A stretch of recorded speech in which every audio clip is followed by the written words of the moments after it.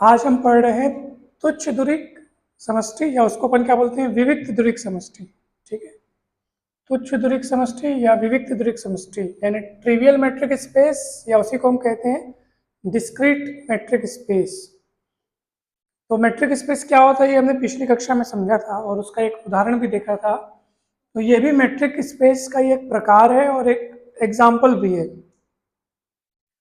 तो मान लीजिए x एक अरिक्त समुच्चय है और हम एक प्रतिचित्रण D निम्न रूप में परिभाषित करते हैं। ठीक है, x एक नॉन एम्प्टी सेट है और हम एक प्रतिचित्रण अर्थात एक मैपिंग D नाम का एक मैपिंग निम्न रूप में परिभाषित करते हैं। तो कैसे परिभाषित कर रहे हैं, D जो है वो मैपिंग है कहाँ से कहाँ, x क्रॉस x से R में।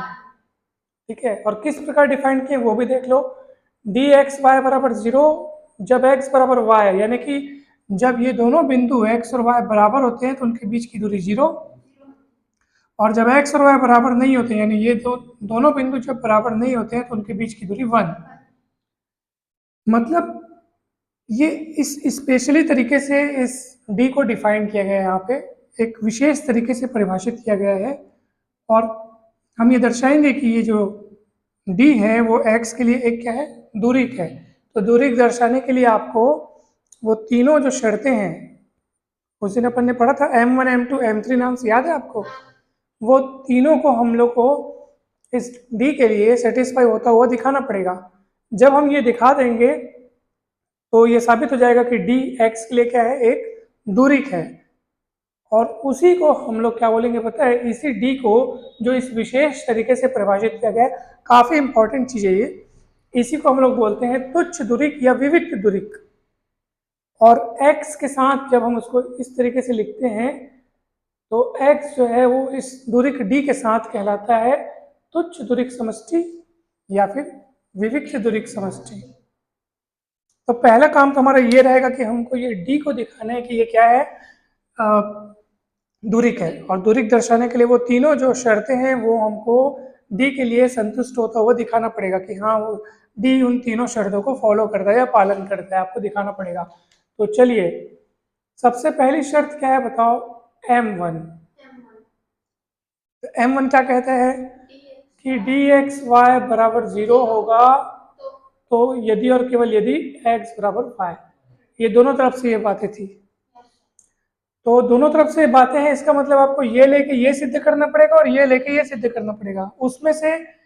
उसमें से आप देखो कि इस दिशा वाला यानी कि ये लेकर के ये सिद्ध करने वाला तो हमको जरूरत ही नहीं पड़ेगा, क्योंकि जिस तरीके से d को डिफाइन किया गया है ना उसमें ऑलरेडी ये बात पहले से बैठी है। कैसे देखो, बी एक्स वाई का मान 0 कब होता है, जब x और y बराबर होता है। तो ये तो पहले से t की परिभाषा में दिया हुआ है, तो हमारा आधा एक तरफ वाला काम तो यानी आधा काम तो हमारा वैसे ही हो गया। हम लोग d की परिभाषा किस तरीके से दी है देखो तो जरा, d की परिभाषा से ये ऑलरेडी स्पष्ट है कि जब x और y बराबर होते हैं तो dxy का मान क्या होता है, 0 होता है।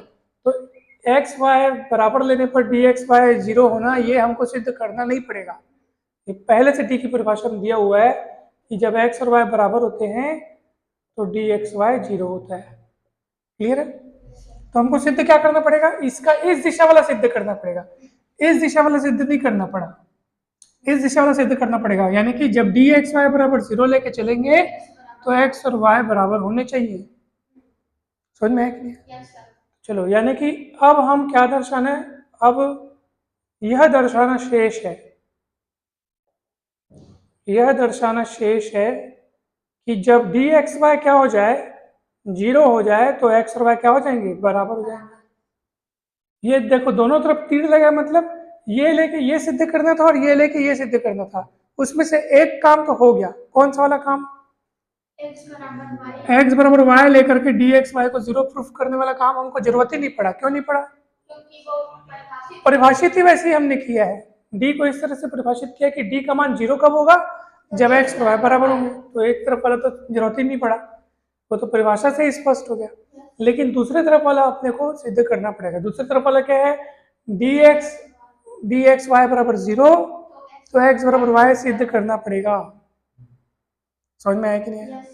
अब सुनो, एक बात हमेशा याद रखना, इस पूरे को मान लो P, क्या मान लो?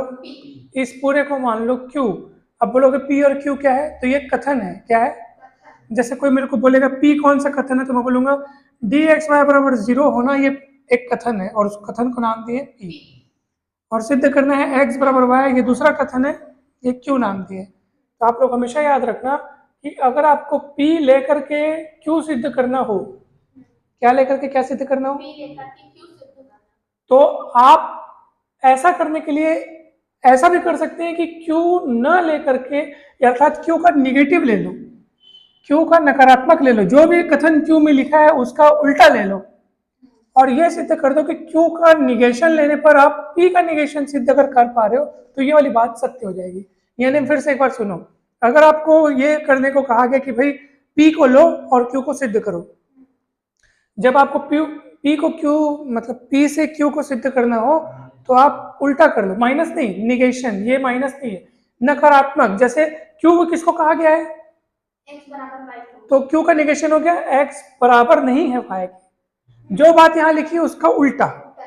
तो अब देखो, ये यहाँ पे देखो, ये तीर का निशान इधर लगा है, यानी कि आपको ये लेकर के ये सिद्ध करना है।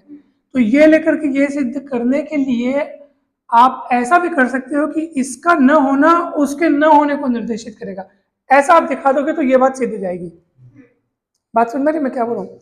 क्या है, dxy बराबर 0 लेकर के, सुनो मेरी बात, dxy बराबर 0 लेकर के हमको क्या सिद्ध करना है? x बराबर y।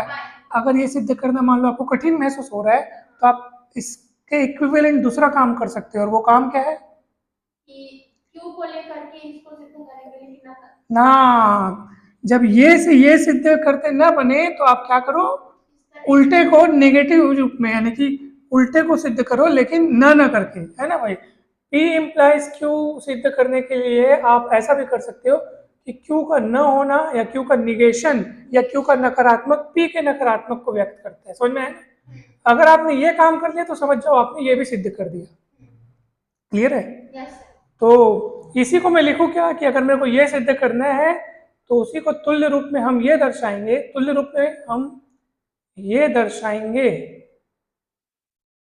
क्या दर्शाएंगे कि अगर हमको ये से ये सिद्ध करना है तो हम क्या दर्शाएंगे, इसका निगेशन, इसका अपोजिट, इसके अपोजिट को सिद्ध करते हैं ना भाई। यानी जब x और y बराबर नहीं होंगे तो dxy बराबर 0 नहीं। हाँ, अगर आपने ये काम कर दिया तो समझ जाओ आपने ये वाला चीज सिद्ध कर दिया, और इसी तरीके से हम ये काम करेंगे। ठीक है? अब बोलो सर ऐसा इसका जरूरत क्यों पड़ा आपको? क्यों बताऊं? इसका जरूरत इसलिए पड़ा क्योंकि x बराबर नहीं है y के, मैं लेके चलूंगा ना तो मेरे पास उसका ऑप्शन मिलेगा मेरे को कुछ ना कुछ। अब परिभाषा से देखो, d की परिभाषा से, हाँ, d की परिभाषा से क्या है कि जब x और y बराबर नहीं होते हैं, जब x और y बराबर नहीं होते तो dxy का मान 1 होता है। तब dxy का मान कितना होता है? 1 होता है। dxy का मान 1 होता है, 0 नहीं होता है। कितना होता है? तो इसको नीचे लिखो कि भैया dxy का मान तो 1 है, 1 है, ये 0 नहीं है। तो उसको ऐसे लिखो कि जब x और y बराबर नहीं है तो परिभाषा से dxy का मान कितना है? 1 है, अर्थात 0 नहीं है। तो सिद्ध हो गया ना? आपने ये चीज सिद्ध कर दी। देखो, x और y को बराबर नहीं लेके चला और dxy बराबर नहीं है 0, सिद्ध। देखो यहाँ से गाड़ी स्टार्ट है, x और y बराबर नहीं है, इसका मतलब वो dxy 1 है, और dxy 1 है मतलब dxy बराबर नहीं है 0 के। तो आपने दिखा दिया कि x और y बराबर नहीं होने पर ये इम्प्लाई करेगा कि dxy 0 के बराबर नहीं है। और मैं आपको क्या पता है, अगर आपने ये सिद्ध किया तो समझ जाओ ये भी सिद्ध हो गया। क्लियर है क्या? yes, sir. ये एक नियम याद रखना कि अगर आपको एक कथन से दूसरा कथन सिद्ध करना हो, एक कथन लेकर के दूसरा कथन सिद्ध करना हो, तो आप ऐसा भी कर सकते हो कि दूसरे कथन का निगेशन लेकर के पहले कथन का निगेशन सिद्ध कर दो, तो ये भी सिद्ध हो जाएगा। समझ में आया? तो अतः आपने क्या सिद्ध किया? अतः सिद्ध कर दिया आपने कि हाँ dxy का 0 होने का मतलब ये है कि x और y बराबर। समझ में आया कि ये क्या सिद्ध करते हम लोग, ये इसका इस दिशा वाला सिद्ध कर रहे थे। इस दिशा वाला क्यों नहीं सिद्ध किए, क्योंकि वो परिभाषा से स्पष्ट हो गया था, और इस दिशा वाला सिद्ध करने के लिए एक काम काज चल रहा था। समझ में आया? तो अतः दोनों दिशाओं वाला सिद्ध हो गया है ना, डी एक्स वाई बराबर 0, और दोनों तरफ से यदि और केवल यदि x बराबर y, यानी आपका M1 सेटिस्फाई हो गया। समझ में आया कि नहीं? Condition M1 condition satisfied. समझ में? शर्त M1 जो है वो सेटिस्फाई हो गई, संतुष्ट होती है। क्लियर है? चलिए अब दूसरा देखें, बताओ दूसरा क्या है, बताओ भैया।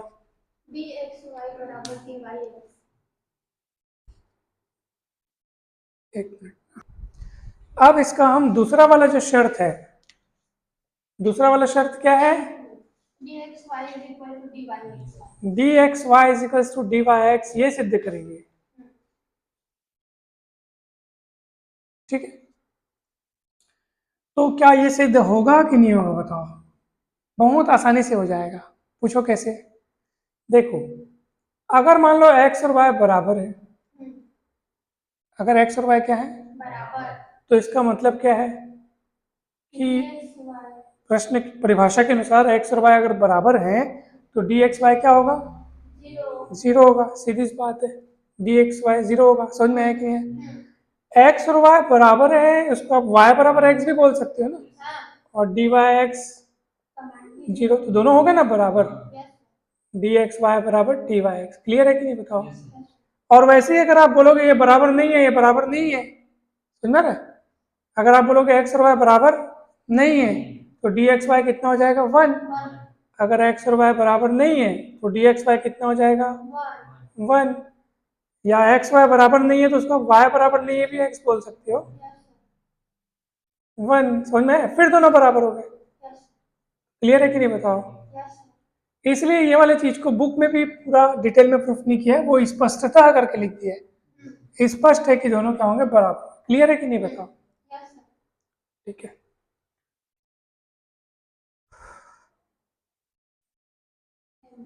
दो बिंदु अगर बराबर हैं, सीधी सी बात है, बराबर हैं तो डी एक्स वाई 0 होगा और डी वाई एक्स भी 0 ही होगा, क्योंकि दोनों बिंदु बराबर है ना। इस तरीके से ये भी काम हो गया। अब तीसरा क्या है, M3 क्या है बताओ? M3 M3 क्या है? M3 क्या होता है? dxz। तीन बिंदु अपने को लेने पड़ेंगे ना, है ना। यदि तीन बिंदु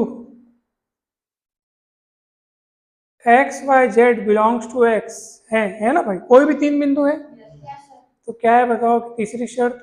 dxz less than equal to dxy plus dyz। Clear है ये? dxy, अच्छा हाँ, कोई भी तीन बिंदु ले लो, कोई भी तीन। देखो जैसे मान लो मैं बीच में z ले लिया, तो x से y इधर लिख करके फिर क्या लिखूंगा? x से z और z से y लिख दूंगा। समझ में आया नहीं?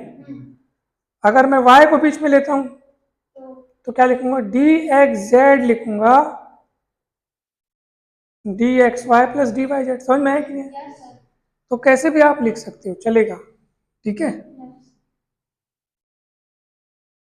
अभी मैं यहाँ पे क्या लिखूंगा? अगर मैं यहाँ z लिखता हूँ तो x से z जाने के लिए बीच में अगर मान लो कहीं y आ रहा है, ठीक है, तो x से z जाओगे और दूसरी तरफ x से y और y से z जाओगे, तो ये दूरी जो है, ये दोनों दूरियों का योग इस वाली दूरी से बड़ा या बराबर होगा।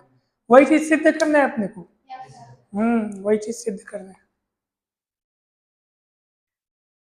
अब ये कैसे सिद्ध करेंगे बताओ? कुछ दिमाग लग रहा है? डी की परिभाषा को देखो, इसको थोड़ा मिटा रहा हूं, ठीक है। देखो, अब आपके पास यहाँ पर तीन ऑप्शंस बनते हैं, ठीक है। केस पहला देखो, केस पहला, सोचो अगर तीनों बिंदु बराबर हो जाए तो क्या होगा? तीनों बिंदु क्या हो जाए अगर बराबर? जिन तीन बिंदुओं को हमने लिया है ना, अगर वो तीनों बिंदु बराबर हो जाए तो ऐसी स्थिति में तो x और y भी बराबर है, तो dxy भी 0 होगा। परिभाषा थी डी की परिभाषा से, और डी वाई जेड भी 0 होगा और डी एक्स जेड भी 0 होगा, है कि नहीं? होगा कि नहीं होगा? तीनों 0 होंगे। उस हिसाब से ये सेटिस्फाई होता है कि नहीं होता है? रख के देखो मान 0 0 0 सर्ट रख के देखो, तो 0 is less than equals to 0 plus 0, जो कि सत्य है। तो तीनों बिंदु अगर बराबर हैं तो ये कंडीशन सेटिस्फाई हो रही है। चलिए केस नंबर 2 देखते हैं। अब तीनों बराबर हैं तो वो हो गया। अब मान लो तीनों में से कोई दो बराबर हैं या एक अलग है, इस टाइप से अगर आप देखते हैं अपन, ठीक है, कोई भी खोलो। चलो मान लो मैं बोल रहा हूं कि अच्छा, जैसे मान लो तीनों बराबर नहीं लेते हैं तब क्या होगा? तीनों बराबर नहीं ले रहे हैं तब क्या होगा बताओ बोला? डी एक्स वाई भी आपका 1 होगा, क्योंकि दोनों परिभाषा डी की परिभाषा क्या कहती है? अगर दोनों बिंदु बराबर नहीं है तो डी का मान डी एक्स वाई का मान 1 होगा। तो ये भी 1 होगा, ये भी 1 होगा। अब मान को रखोगे तो क्या होगा? 1 + 1 2 हो जाएगा और इधर 1 होगा। सही है भैया, उधर वाली चीज इधर वाली चीज से बड़ी या बराबर होनी चाहिए, छोटी नहीं होनी चाहिए। सही है, तो फिर से वो वाली जो असमिका है वो संतुष्ट होती है। संतुष्ट होता है कौन सा? D X Z less than equal to D X Y. फिर से ये संतुष्ट हो गया। केस 3 अब लेते हैं अपन, ठीक है। केस 3 में अपन मान के इन दोनों से कुछ हट के अपन मान के चलते हैं। मान लो कि x और y बराबर नहीं है। क्या बराबर नहीं है? और y बराबर है z के, मान लो, तब बताओ क्या क्या होगा? डी एक्स वाई कितना हो जाएगा? 1, क्योंकि x और y बराबर नहीं है। डी एक्स जेड कितना होगा बताओ? कैसे? x और y बराबर नहीं है, y z के बराबर है। लेकिन खुद सोचो, ये चीज z के बराबर है लेकिन ये चीज y के बराबर नहीं है, तो ये z के बराबर होगा कि नहीं होगा? भाई z तो y के बराबर है ना, लेकिन y x के बराबर नहीं है, तो x z के बराबर कैसे हो सकता है? समझ में आ रहा है ना? तो कितना होगा? नहीं है बराबर तो 1 होगा ना, और डी वाई जेड कितना हो जाएगा? 0 हो जाएगा, क्योंकि ये दोनों बराबर हैं। समझ में आ रहा है कि नहीं? अब देखो वो संतुष्ट हो रहा है कि नहीं हो रहा है? पक्का? कैसे? ये हो जाएगा आपका 1 और ये हो जाएगा 1 + 0, अब बराबर हो रहा है, चलेगा। उधर वाला पक्ष इधर वाले पक्ष से बराबर हो तब भी चलेगा, बड़ा हो तब भी चलेगा, छोटा नहीं होना चाहिए। और आप कितनी भी स्थितियां लेकर के देख लो, यही वाला शर्त, मतलब ये शर्त हमेशा संतुष्ट होगा।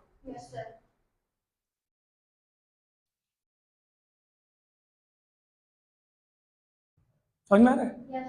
मान लो मैं x बराबर y और y बराबर नहीं है z करके ले चलता हूं, तो उस स्थिति में क्या होगा? जैसे x बराबर y बराबर नहीं है z के, तब x y बराबर है तो ये दूरी तो चलो 1 हो जाएगी, सॉरी ये 0 होगा, है ना भाई? ये 0 होगा, ये 1 होगा और ये भी 1 होगा, तब भी ये वाला केस मिलेगा अपने को। तो इसका मतलब ये है कि तीनों अगर बराबर है तब भी शर्त संतुष्ट हो रही है, तीनों बराबर नहीं है तब भी संतुष्ट हो रही है, और कोई एक बराबर नहीं है या दूसरे के बराबर है तब भी शर्त संतुष्ट हो रही है। हर केस में शर्त संतुष्ट हो रही है, ठीक है। तो हो गया, फिर ये तीनों केसेस में शर्त संतुष्ट हो रही है, और इसलिए डी ने उस तीनों कंडीशंस को फुलफिल किया है, इसलिए डी को क्या बोलेंगे अपन? डी को क्या बोलेंगे? दूरिक। और ये स्पेशल तरीके से जो परिभाषित की गई है, आगे बहुत काम आएगा। जब आगे मैं बार बार बोलूंगा ना कि ये तुच्छ दूरिक या विविक्त दूरिक क्या है, तो आप बता देना सर। डी को इस तरीके से परिभाषित किया गया कि डी का मान 0 होगा जब x बराबर y, ठीक है। डी एक्स वाई बराबर 0 जब x बराबर y, और 1 कब होगा? जब x बराबर नहीं है y के। इसको याद रखना, इसको विविक्त दूरिक बोलते हैं, और x के साथ जब इसको लिखा जाता है तो ऐसी स्थिति में x कहलाता है विविक्त दूरिक समष्टि या तुच्छ दूरिक समष्टि।